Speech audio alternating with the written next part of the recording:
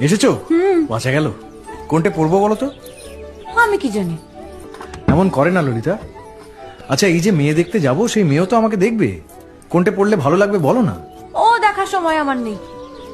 5 টাকা নিলাম, খরচ আছে। আমি কি শুধিয়েছি কত নিলে? বলে দিলাম যদি হিসেব রাখো।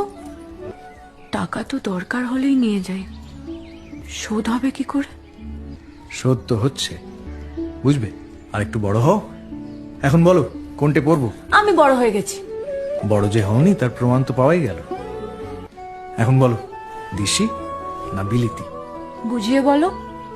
আচ্ছা, আমি কি বউ দেখতে যাব না? কোনটা পড়বো বলো। তোমার বউয়ের যেটা পছন্দ পড়ো না। কোনটা পছন্দ হবে? আমি কি জানি। তবে দেশে থাকতে বিলিতি কেন? এতে যে আমায় বেশি স্মার্ট লাগে।